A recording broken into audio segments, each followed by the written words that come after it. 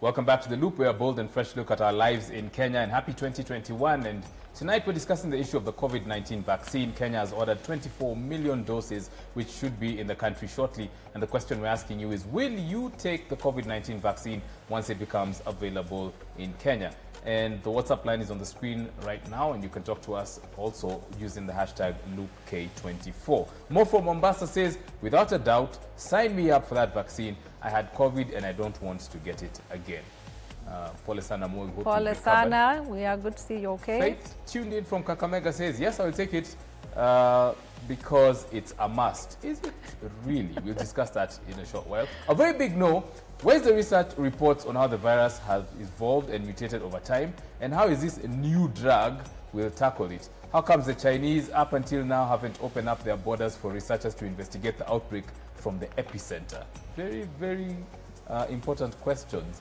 I can't take this vaccine.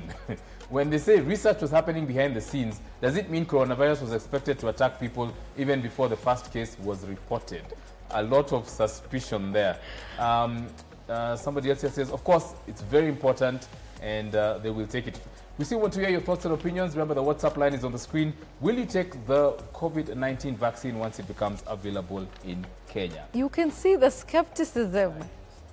As a doctor, are you surprised? Is this corona specific or just Kenyans in general feel this way about vaccines? Yes. I think there's been a lot going on in social media. Not only in Kenya, but that has made people a bit apprehensive. But as I mentioned before, when it comes to viral infections, historically, we've only won with vaccines. Okay? When you discuss any of these viruses, vaccines are the ones that we've been able to win. Measles, polio, hepatitis, which is a nasty disease, causes liver cancer. Now there's a vaccine, every child gets it. I haven't seen anybody complaining about it. So for us medics, we usually see the effects when people are not vaccinated. My unit will continue to be overwhelmed, okay, if people decline to take the vaccine, simply because as even your mother tells you, prevention is better than cure. We have an opportunity to prevent the disease, so why shouldn't we go for it? Yes, there's a lot of mistrust, but we've also been evolving in terms of how fast we can actually make vaccines. The genetic code for the coronavirus, in December 2019, it was not known what was this. So scientists had to go check the codes, checked, is it SARS, is it MERS? No, it's a new one. They got a genetic code, they went to work. Okay. So they're able to actually start creating a vaccine. So there are advances in science that have happened outside of corona that facilitated this process. So we should stop looking at it as a vaccine coming out of nowhere. It's that there have been so many advances in technology and also that the coronaviruses in general have been studied for so long. We're seeing countries like Spain, where a lot of people are saying, Spain was really, really hard hit by, corona. And, we're seeing the Spanish government reportedly saying that they're keeping a register of people who are refusing to take the vaccine and sharing it with other European countries. I think ostensibly because you want to ensure that, they know who is coming in and out of their borders. But is that sort of punitive? Because it alludes to the fact that, or implies that if you don't take this vaccine, there's going to be some punitive measure that is going to come. But isn't that... There will be. Definitely there will be. If you're a jet setter, if you're going to leave Kenya, if you don't have the vaccine, I doubt any country will allow you in. Will let you in. Even now without a test. Yeah, without a test, you'll not be allowed in. Just like, for example, I haven't seen people complaining about yellow fever vaccine. When you need to travel to certain countries in the world, you need to have a yellow fever vaccine. And it's not even cheap. And it's not cheap, and it's mandatory. You can't, if you say no, you're not traveling. It's part of the requirements. Simply because, again, it is easier to prevent than to treat. For a single patient who gets sick, ends up in an ICU, there's the resources that have to be mobilized for that individual. That individual has a 1 in 2 chance of actually making it. Okay, so when it is you on that bed, just like one of our viewers has mentioned, he's had COVID. He's willing to take the vaccine. If you've been there, you'll not just be talking, because it is horrible. It's a horrible experience. It's an expensive experience. It's an expensive experience because I mean, Kenyans, insurance said, hey, COVID, you're not covering. So, Daktari, I have to cut you off, unfortunately. We need to look at how the rest of the world is taking up this vaccine. Just how many doses have been ordered by some of the world's superpowers. And it looks to me, let me just make the accusation, like they're hoarding. Like, how do you have 295% the doses that your country needs? It's because of population, because like the US has 350 million people.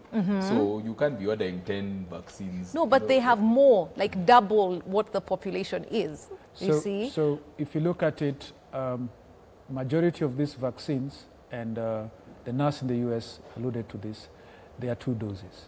So you have to divide the number that are put up by 2 to now get a single individual. So if the US orders for 350, they're going to vaccinate 175 at best. So we're going to vaccinate 12 million people with 24 million ordered Yes, because the vaccine will be given on day 0 and 21 or 28 days after the patient gets Kenyans will get a second dose.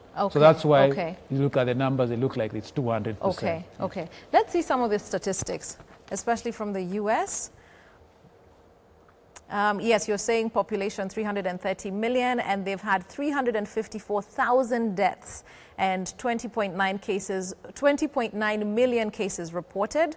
So the vaccines that have been approved for use are the Pfizer, the Moderna, and you said we are getting the AstraZeneca. Okay, which is developed in Oxford. Okay. Let's look at the next slide, also from the US, I believe.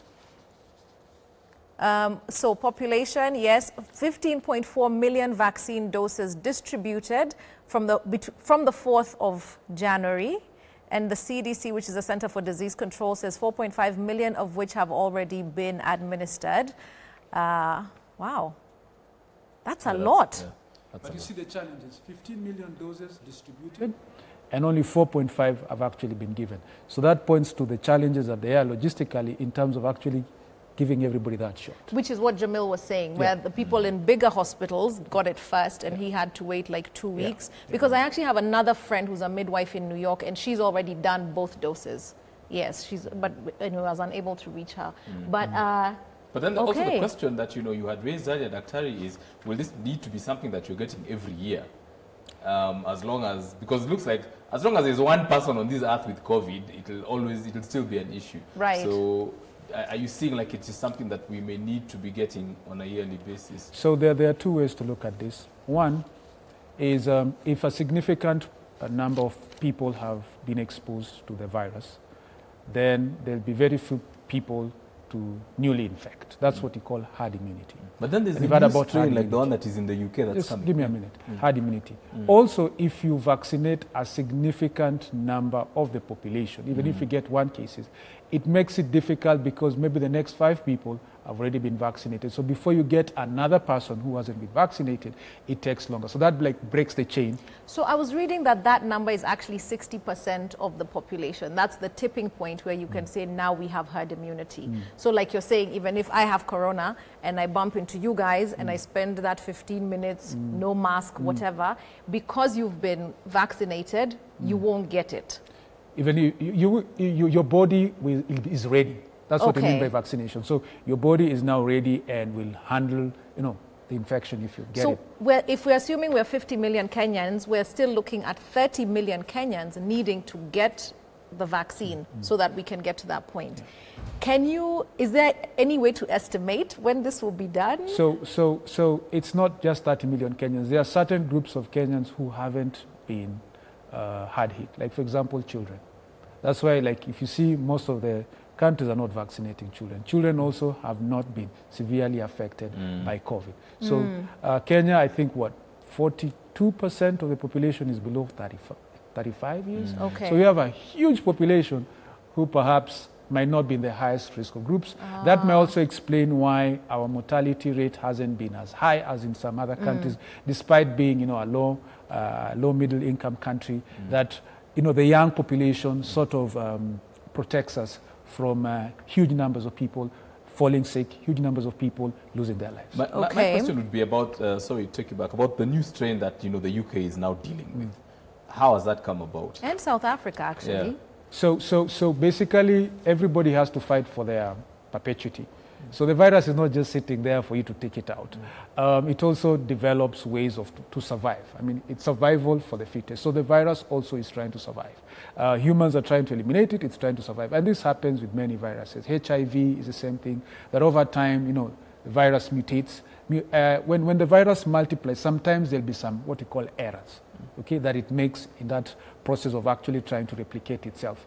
And that sometimes may actually produce a new strain. Sometimes the strain could be less virulent, sometimes it could be more virulent.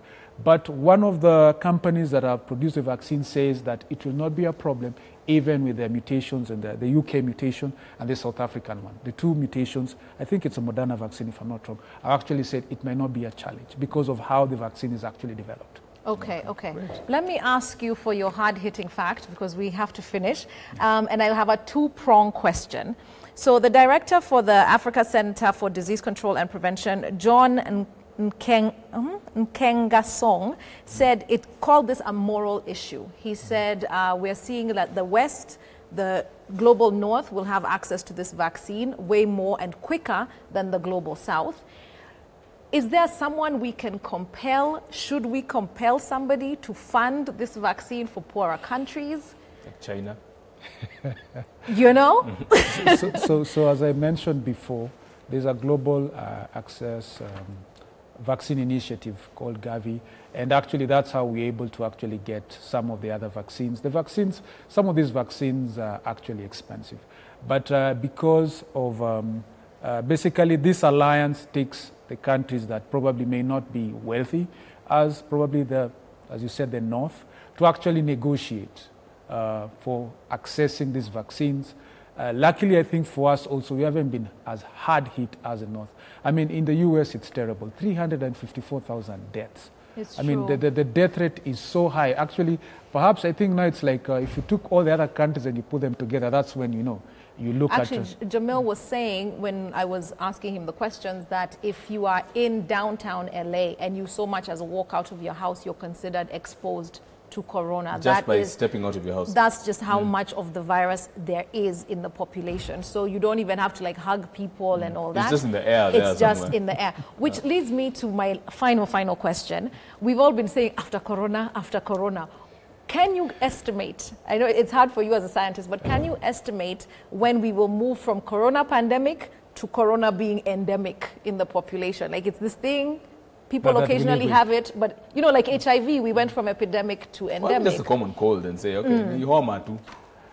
So of course, the number of people who will get infected. Unfortunately, for you to be able to get to that 60%, as you mentioned, it will usually have a lot of collateral damage. So many people will die before you achieve herd immunity. Our way out is a vaccination. Looking at the numbers that we have and the logistics that are involved, I probably give it about 2 to 3 years, okay, 2 to 3 years, yeah, to now be able to say you've sufficiently been able to cover the whole population. We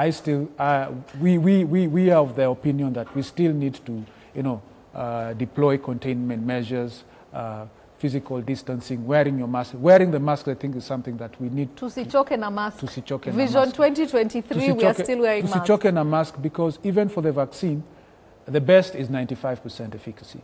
So there will still be a 5% of people who will still be vulnerable. Okay. Let's take some feedback, actually. We've got lots of feedback coming through. This is, of course, a topic that is elicited so much interest. Remember, we're asking you, will you take the COVID-19 vaccine once it becomes available in Kenya? Will you take the COVID-19 vaccine once it becomes available in Kenya? And the WhatsApp line is on the screen right now, and you can talk to us via WhatsApp. And here's one of the responses. I think government should tell us whether it has a side effect or not. Again, the issue of side effect. For me, I can't take the vaccine if the Kenyan government will be ready to fight the side effects of it. Thank you for your thoughts there. I'm reluctant to take the vaccine because of the stories surrounding the whole corona thing. Stories about it started by people with hidden motives. So much suspicion around this issue of corona. Sisi masafara, hiyo vaccine tutaisikia tu kwa news. Otherwise, we'll be injected with borehole water, which is a question that we're asking about. We are so cynical as Kenyans. Yes, how you're actually being injected with the vaccine itself. It is advisable to take the vaccine for us to be corona-free. Of course, the vaccine will be of great importance. Thus, advisable for us to take it. We'll just take in case, and that we say we'll just take in case, and that is Oya tuned in from Dandora. And for the vaccine prevention, it's better than cure. That is a Wigson tuned in from Bonnet. Thank you so much for that. No, I want who ordered them to take them fast. Wow. Hello. I'm a new talent from Eldoret. Thank you so much. I think you will talk with you on Unplugged. I think he wants to be on Unplugged, yes. I'm Ben, the PD from Kinango, Kwale County. I will take the vaccine if it has been approved by WHO. It's time we change our mindset and avoid rumors surrounding the vaccine. The people who are against the vaccine are the same ones who never believed that corona existed. Okay, and finally, I cannot take until President Kenyatta gets tested fast, because if our father gets tested, then maybe it's good for the rest of us. That's Bismarck from West Pokot saying the leaders should lead by taking it. For me, it's a big no. If COVID-19 is a virus and yet the HIV/AIDS is a virus and it has no vaccine yet, why COVID? Wow. Hey, The Loop, enjoying the talk show, so educative and timely. As per the question, I won't take the first dose of the said vaccine, but in some months later would be ideal. My take is to let the vulnerable population be given the vaccine first. That's Dan Kezengwa from Eldoret. Thank you so much, Dan, for tuning in. All right, and of course, remember, keep the conversation going, and we will respond to your comments on social media using the hashtag TheLoopK24. Of course, the question is, will you take the COVID-19 vaccine once it becomes available in Kenya? Yes, will you take it, Mike? I think I'm one of those people who will have to wait for a few months to first see Valentine. Okay. So for me, I think since healthcare workers will be probably priority. You're the ones we need to watch. Yeah, so you'll watch us once we've gotten the vaccine. Yeah. And I think if us healthcare workers get a vaccine, and it will be easier for us to actually be able to convince the general public that this vaccine is actually safe. Okay. Of course, before we sign out, remember, up next is Unplugged, and I have got Halisi Nation, who are going to be here talking to us about some of their music and their journey throughout this whole issue of music and how are they surviving in 2020 and 2021. That's all coming up on Unplugged next.